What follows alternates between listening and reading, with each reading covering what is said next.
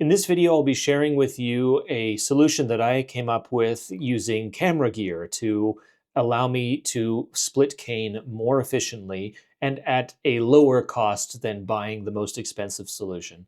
I think that this video will be particularly helpful to those of you who are professors or teachers in larger institutions.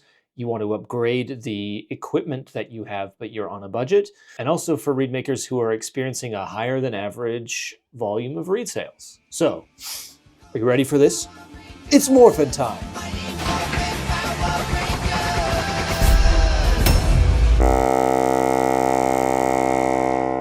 So it's actually been quite some time since I've wanted to do this video, and I just wanted quickly to show you a trick for those of you who are splitting cane regularly and maybe don't want to invest in an industrial solution. I'm assuming that you're using a Rieger four-way splitter in this case. That's what this thing looks like, a Rieger four-way splitter. Because I'm a dual camera operator slash reed maker and bassoonist, oftentimes I use camera gear to solve a problem that I have in household life, but sometimes also in reed making. And one of the best tips that I can give is how to turn this into an industrial cane splitter.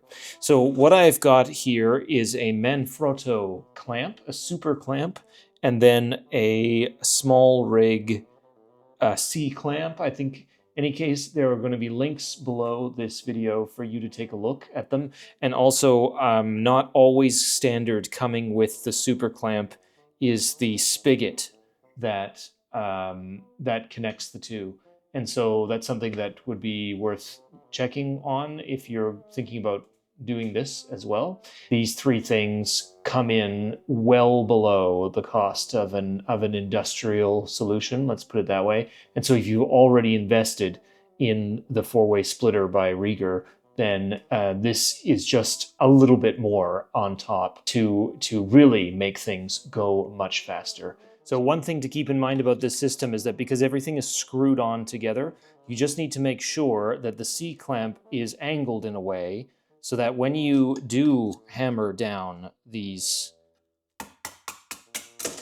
cane, you are also forcing the clamp to tighten along the spigot thread instead of loosening, and just so that the whole thing doesn't come apart very quickly.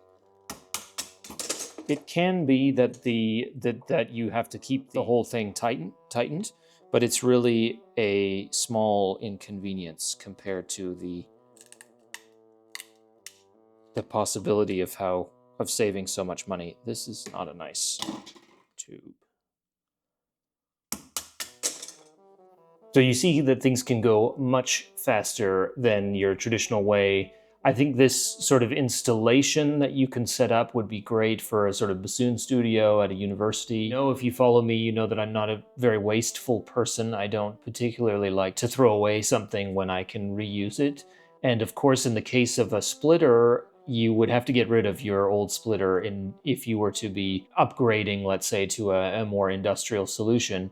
And in this case, you only need to pay a little bit more in the grand scheme of things, let's say, and then you can continue to use the tool that is going to last you a lifetime anyway. And you never know where these other tools that you'll use to upgrade your system might come in handy next. You might have your own YouTube series in the future, and these things could come in really good use for you. I hope that this video has been helpful to you. Thanks very much for watching. Take it easy. Bye-bye.